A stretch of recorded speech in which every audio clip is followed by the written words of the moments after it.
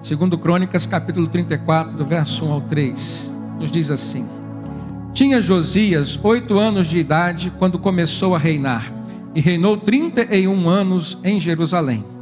Fez o que era reto perante o Senhor, andou em todo o caminho de Davi seu pai, e não se desviou nem para a direita e nem para a esquerda. Porque no 8º ano do seu reinado, sendo ainda moço, começou a buscar a Deus, o Deus de Davi seu pai, e no 10º ano começou a purificar a Judá e a Jerusalém dos altos, dos postes ídolos e das imagens de escultura e de fundição.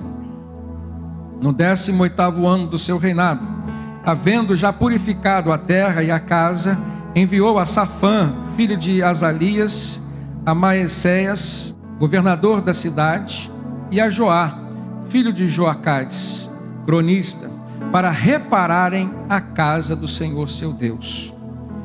Quando se tirava o dinheiro que se havia trazido à casa do Senhor, Ilquias, o sacerdote, achou o livro da lei do Senhor, dada por intermédio de Moisés.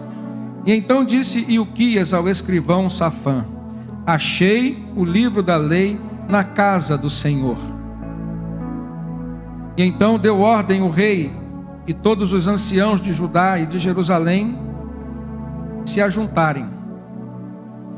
O rei subiu à casa do Senhor, e todos os homens de Judá, todos os moradores de Jerusalém, os sacerdotes, os levitas e todo o povo, desde o menor até o maior, e leu diante deles todas as palavras do livro da aliança que fora encontrado na casa do Senhor.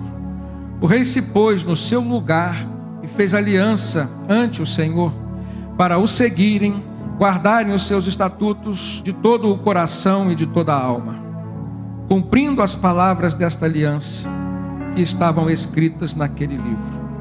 Todos os que se acharam em Jerusalém e em Benjamim anuíram, concordaram a esta aliança, e os habitantes de Jerusalém fizeram segundo a aliança de Deus, o Deus de seus pais.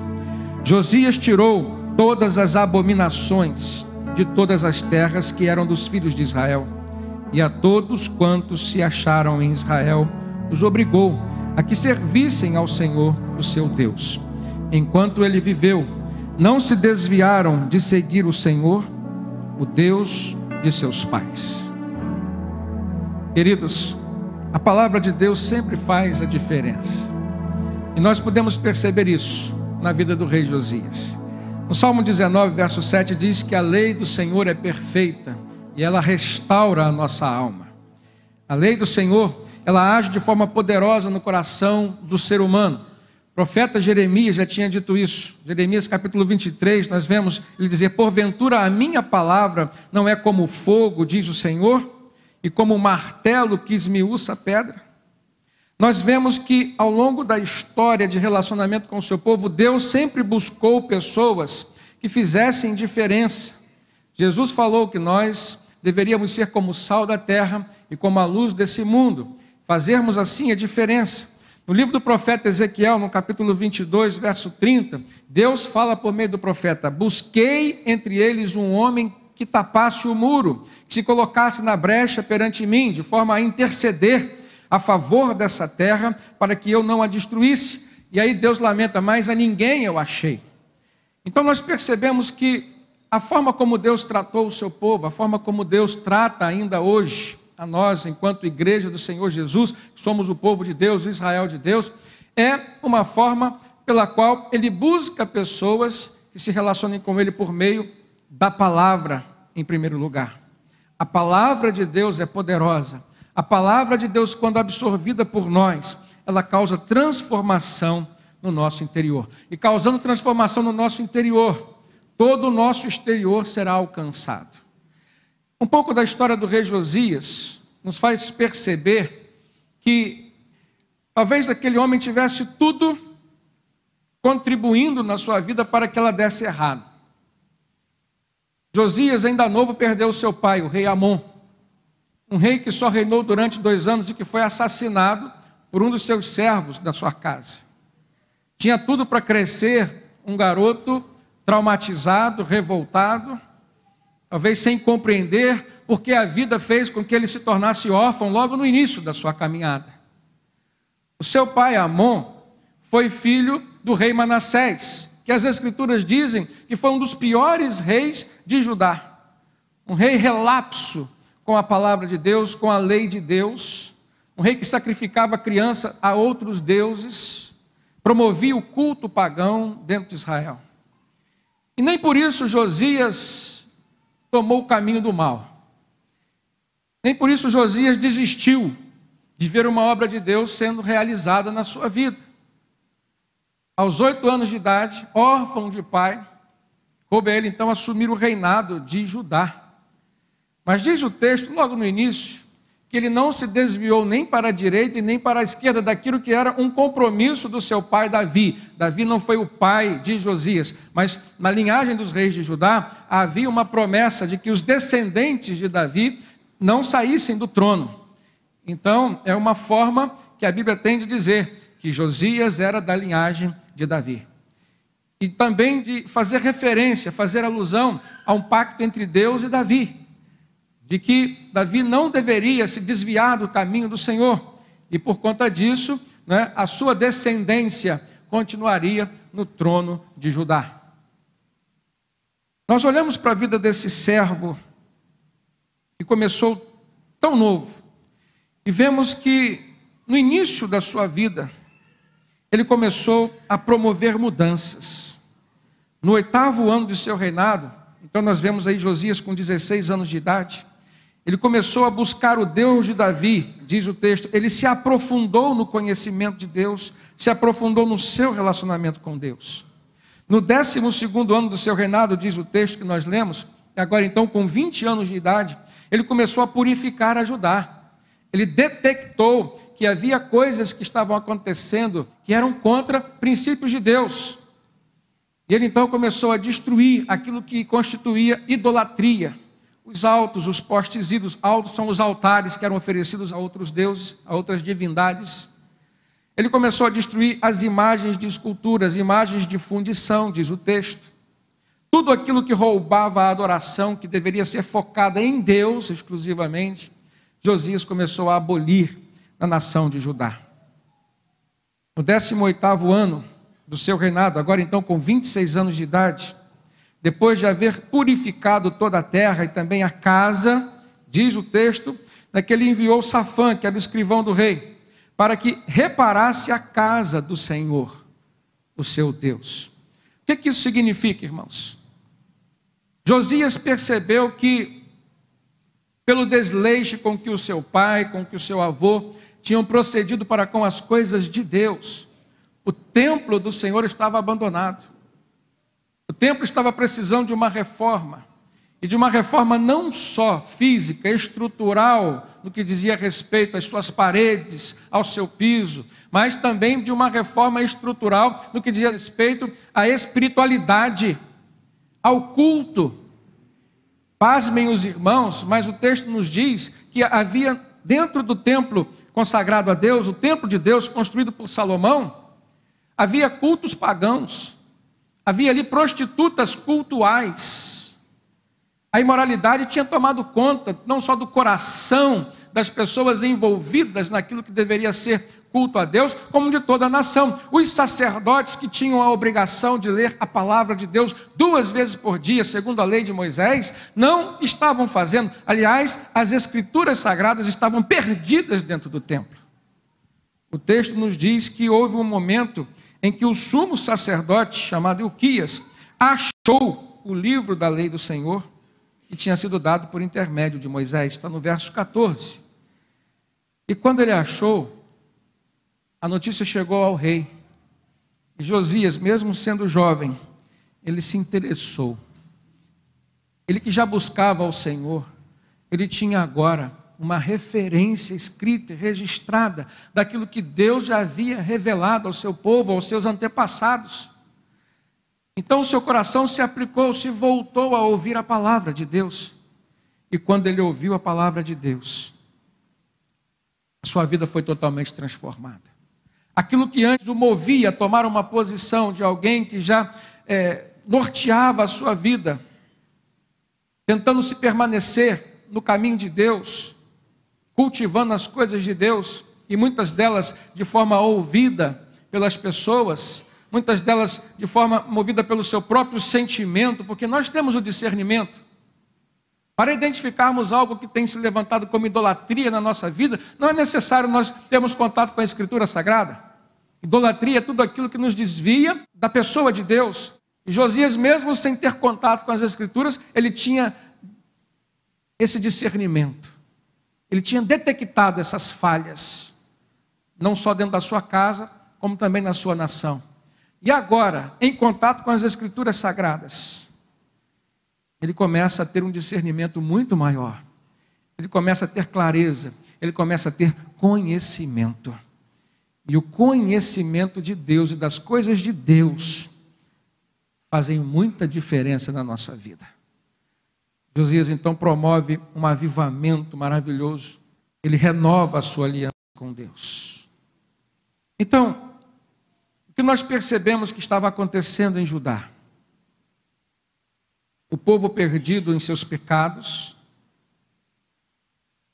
aquilo que deveria ser uma religação entre eles e o seu Deus, que era o culto a Javé, o Deus verdadeiro, não estava acontecendo. O livro da lei, ou o livro da aliança, tinha sido perdido lá, pelo fato de há muitos anos não ter sido lido para as pessoas. E de repente, pela fidelidade de um jovem, pelo seu interesse em se permanecer no caminho do Senhor, em fazer as coisas que eram do agrado de Deus, então Deus se revela a ele agora de forma mais completa. Deus permitiu que as Escrituras fossem encontradas, permitiu que a Escritura fosse lida, e ao em se ler as Escrituras, um avivamento, uma mudança na mente e no interior das pessoas começou a acontecer. Vamos analisar os fatos por parte, irmãos, e tentar aplicar na nossa vida hoje.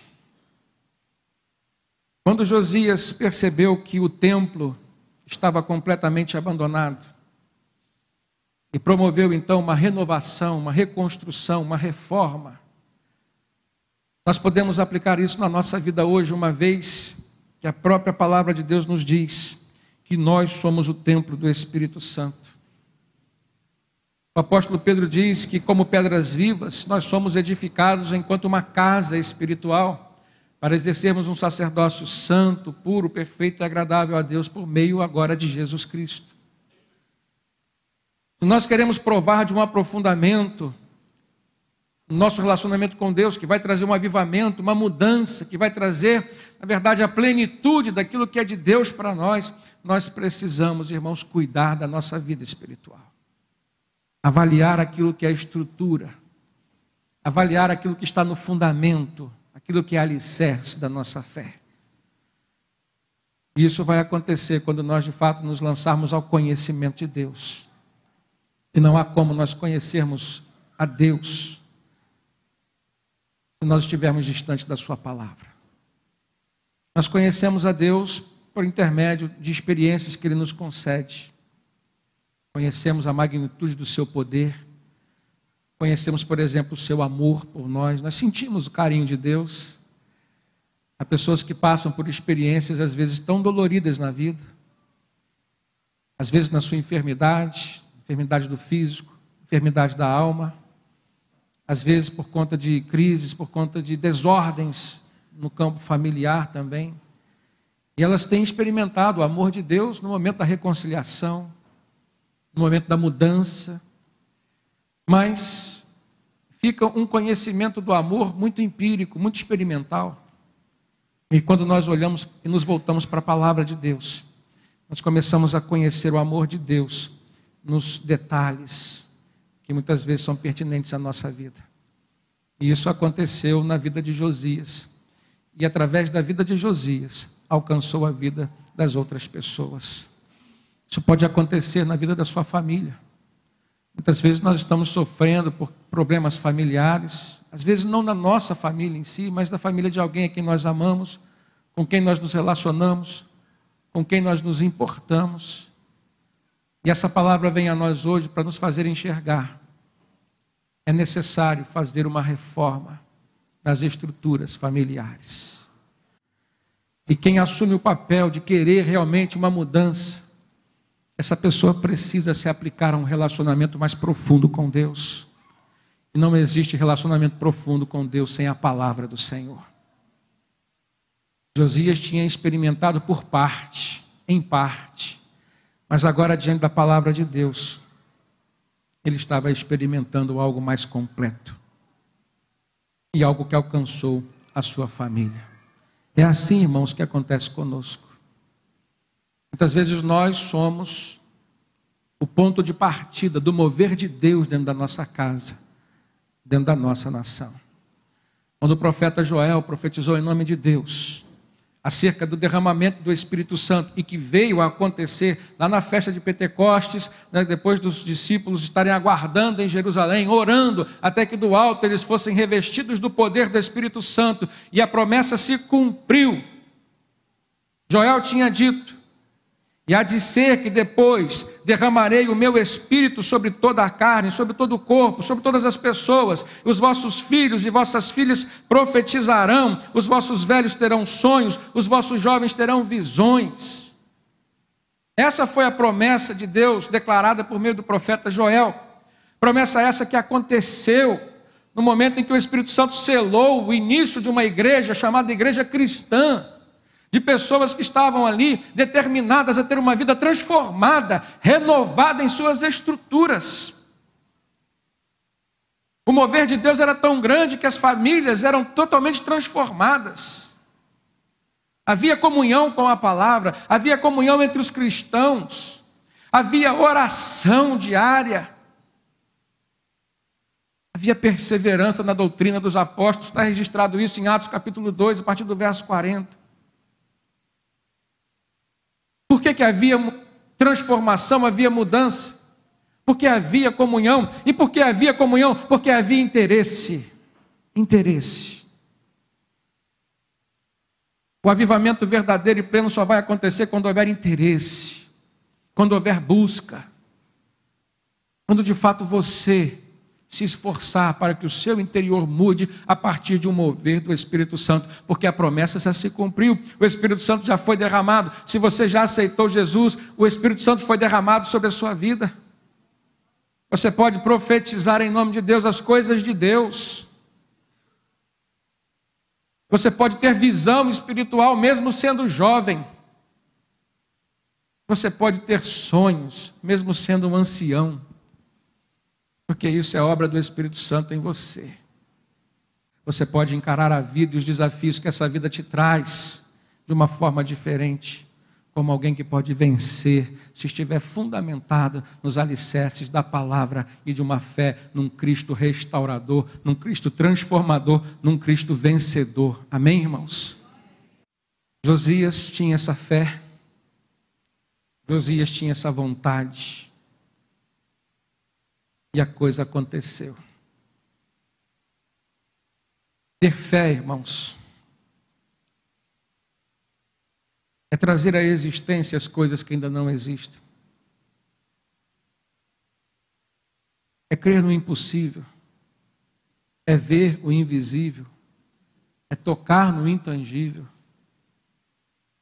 Pense no contexto familiar de Josias. Garoto sem pai. Pense no contexto social de Josias.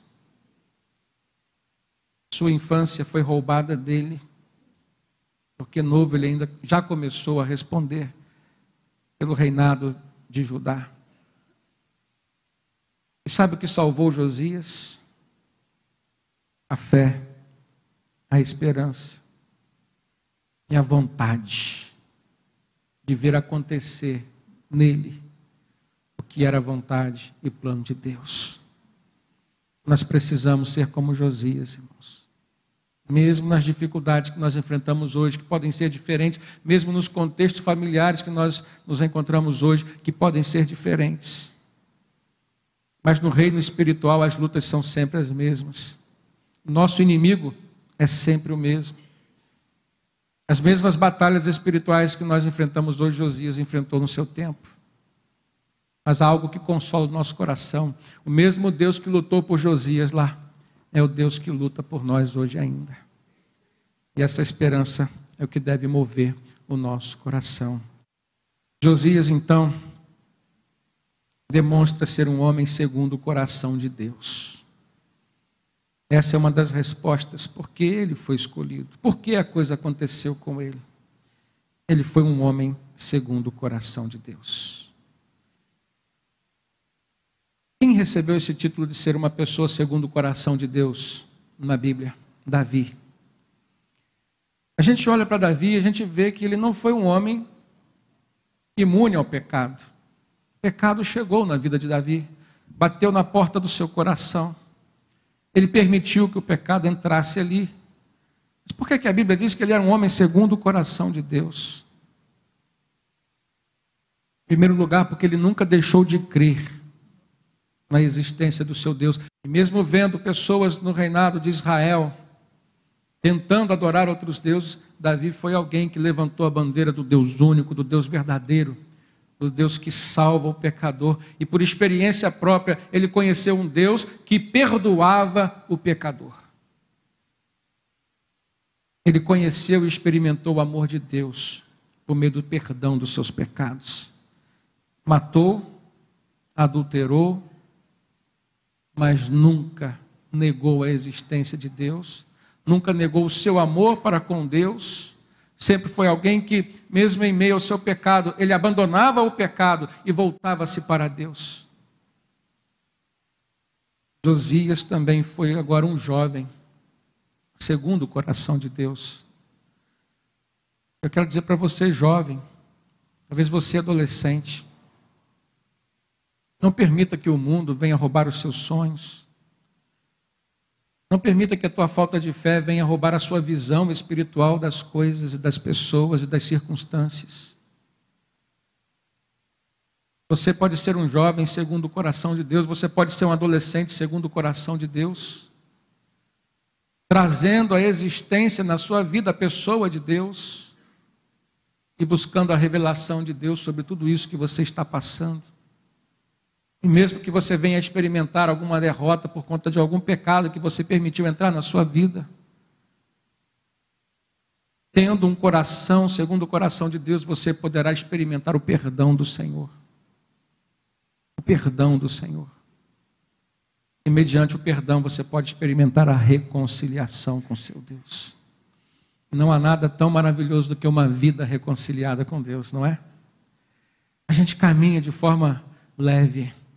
As coisas fluem naturalmente na nossa vida e a gente percebe que há um Deus zelando por nós. Às vezes no nosso caminhar a gente vê portas se abrindo, mas o nosso coração está sempre nos direcionando àquela porta que Deus abriu. Muitas vezes atalhos são oferecidos, mas o nosso coração nos prende ao caminho estabelecido por Deus. Por isso que o texto dá testemunho de que Josias não se desviou nem para a direita e nem para a esquerda.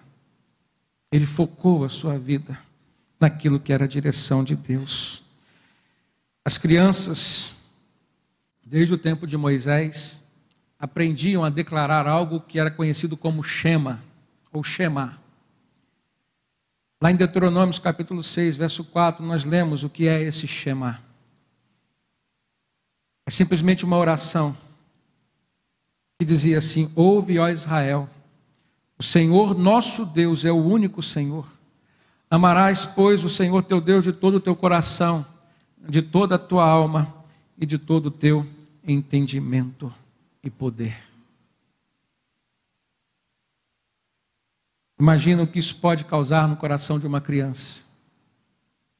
Saber que existe um Deus único e verdadeiro, ao qual nós podemos amar de todo o entendimento, de toda a alma, de todo o coração, de todo o sentimento, e experimentarmos o seu poder.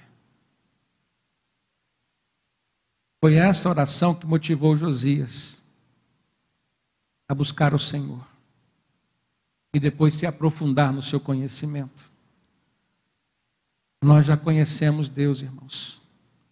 Agora falta nos aprofundar no seu conhecimento. O profeta Oséias disse: conheçamos e prossigamos em conhecer o Senhor nosso Deus. É um ato contínuo. Nós precisamos estar sempre crescentes no conhecimento do nosso Deus. Uma outra razão que nós vemos dessa mudança ter acontecido na vida de Josias foi o fato dele não ter se contaminado com as coisas que o mundo lhe oferecia. Foi o fato dele ter rejeitado todas as propostas. Irmãos, nós olhamos o apóstolo Paulo agora no Novo Testamento trazendo essa mesma direção para a igreja de Cristo. Romanos capítulo 12, verso 1 e 2, Paulo diz: rogo-vos, pois, irmãos, pela compaixão de Deus, que apresenteis os vossos corpos como sacrifício vivo, santo e agradável a Deus, que é o vosso culto racional. E ele conclui: e não vos conformeis com este mundo, com as propostas desse mundo, com aquilo que aparece, que muitas vezes ilude o nosso coração. Não vos conformeis com esse mundo, mas transformai-vos pela renovação da vossa mente, para que experimenteis qual seja a boa, perfeita e agradável vontade de Deus. Paulo está falando para nós o que Josias fez. Ele não se conformou com aquela situação que estava a Judá. Ele não se conformou com aquilo que estava acontecendo dentro do templo de Deus, dentro de Jerusalém, dentro de Judá. A palavra de Deus é: não se conforme hoje com o que está acontecendo dentro do seu templo, o templo que é você. A Bíblia diz que você, uma vez convertido, é templo do Espírito Santo. Não se conforme com o pecado que muitas vezes sorrateiramente fica te seduzindo. Mas se permita ser transformado pela renovação da sua mente, do seu espírito, conhecendo.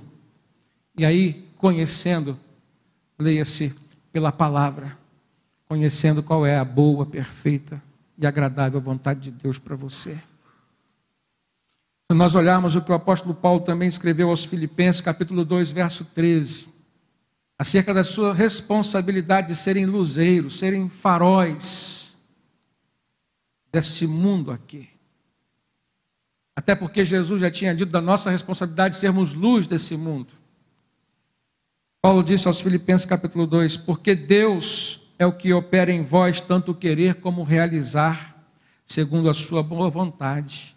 Então fazei todas as coisas sem murmurações nem contendas, para que sejais irrepreensíveis e sinceros, filhos de Deus, inculpáveis, no meio de uma geração corrupta e perversa, entre a qual vocês devem resplandecer como astro, como um luzeiro, como um farol neste mundo. Perceba a responsabilidade que cabe a mim, que cabe a você. Essa responsabilidade é individual. Tem trevas na sua casa? Assuma o papel de ser um farol ali. Tem trevas no seu ambiente de trabalho? Assuma o papel de ser um farol no seu ambiente de trabalho. E ele diz, no meio dessa geração corrupta e perversa, tem corrupção na sua cidade, no governo do seu país, então assuma o seu papel de ser um intercessor, e quando chegar a sua vez, não seja um corrupto também. Seja a luz. A corrupção não acontece não somente nos trâmites da política, irmãos. Corromper é o mesmo que deformar, mudar a forma, mudar o sentido natural. Corrupção acontece dentro do lar, nos relacionamentos familiares. Adultério é um tipo de corrupção. Corrompeu um princípio de Deus, o princípio da fidelidade.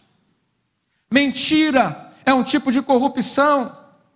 Corrompeu um princípio de Deus, o princípio da verdade. Precisamos ser verdadeiros, precisamos ser fiéis. Sucesso não se alcança da noite para o dia. Sucesso não cai do céu assim, causando uma transformação imediata na vida de uma pessoa. Pense que talvez o pecado já esteja enraizado no seu coração, então você precisa arrancá-lo pela raiz. Pense no seu coração como sendo um jardim, cujas flores são sentimentos, e você precisa estar sempre limpando o jardim do seu coração, tirando aquilo que muitas vezes cresce como um mato, como uma erva daninha. A erva daninha se corta, se arranca, se retira, para o bem do seu jardim, para o bem da sua alma, para o bem da sua vida, para o bem da sua família. Pastor Martin Luther King Jr., irmãos, que lutou contra o racismo nos Estados Unidos, que morreu como um mártir. Ele disse: se você ainda não alcançou uma motivação para morrer, você ainda não alcançou uma motivação para viver. Se você não tem uma causa pela qual morrer, você ainda não tem uma causa pela qual viver. Em síntese, só vale a pena viver por aquilo que vale a pena morrer. Você é capaz de morrer pelo seu filho, pela sua filha? Então eu tenho certeza que vale a pena viver por eles.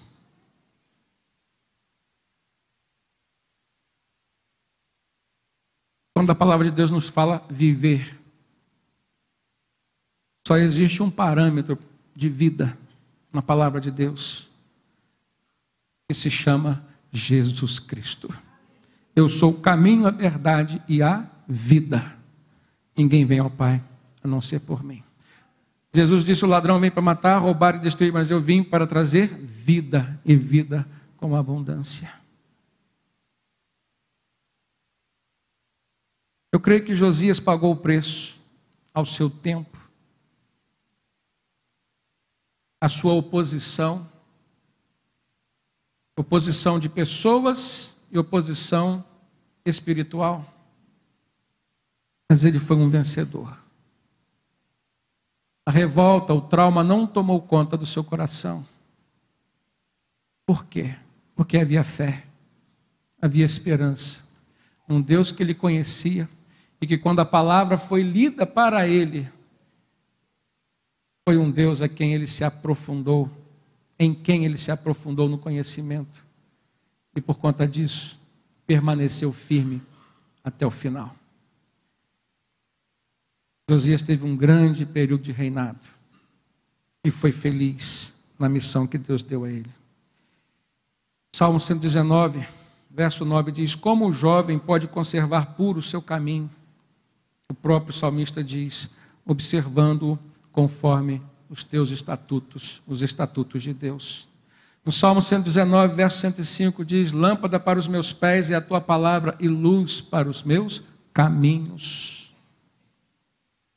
Quer ser bem-sucedido nessa vida? Viva nos caminhos de Deus, de Jesus, que são caminhos de luz, os quais somente a sua palavra pode apontar para você. Josias foi bem-sucedido, irmãos, porque ele tirou aquilo que era abominável a Deus, e por conta de ser abominável a Deus, eram coisas que faziam mal às pessoas. Nós precisamos retirar da nossa vida hoje tudo aquilo que é abominável ao Senhor. No verso 33, 2 Crônicas, capítulo 34, diz que Josias tirou todas as abominações de todas as terras que eram dos seus filhos, os filhos de Israel, e a todos quantos se acharam em Israel, ele os obrigou a que servissem ao Senhor seu Deus. E enquanto Josias viveu, não se desviaram de seguir o Senhor, o Deus de seus pais. Houve uma mudança na estrutura da nação, porque houve uma mudança na estrutura das pessoas. Eles estavam arrependidos e, por conta do arrependimento, renovaram a aliança com o Senhor. Eles estavam agora confiantes no Deus a quem eles serviam. Por quê? Porque eles se comprometeram em servir a Deus da maneira que agradava a Deus, obedecendo a lei de Deus.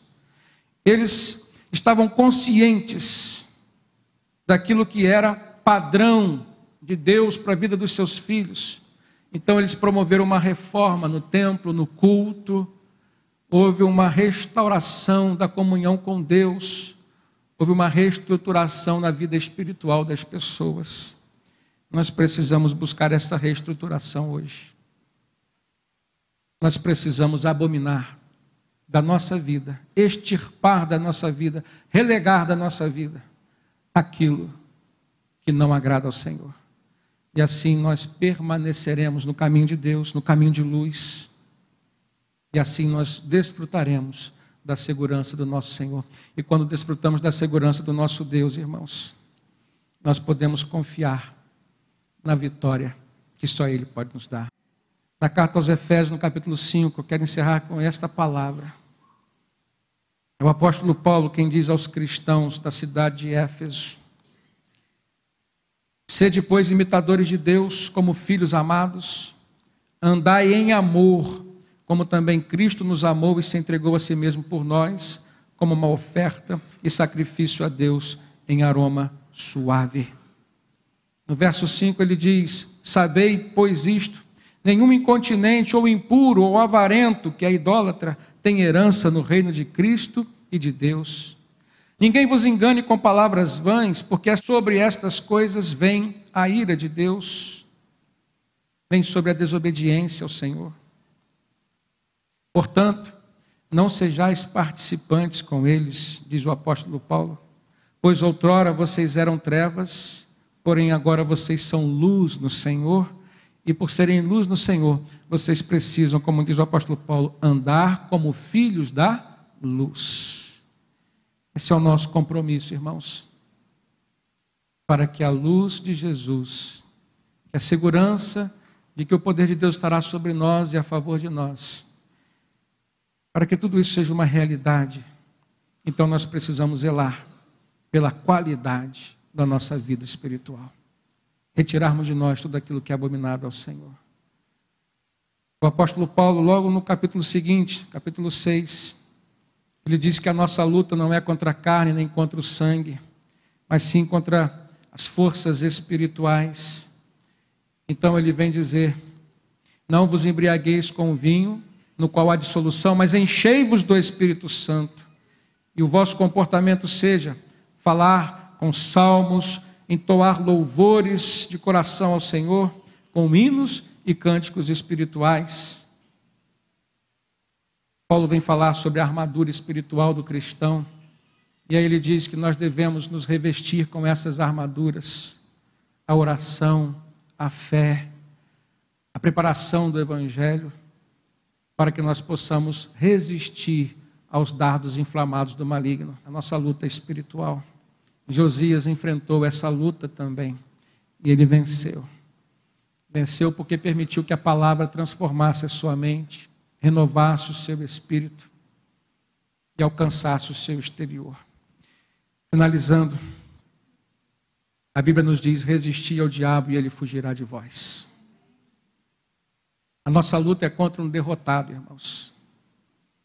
Portanto, o que nós temos que fazer tão somente é permanecermos no caminho do Senhor, permanecermos na sua palavra, no centro da sua vontade, e o demais Deus fará por nós. Amém?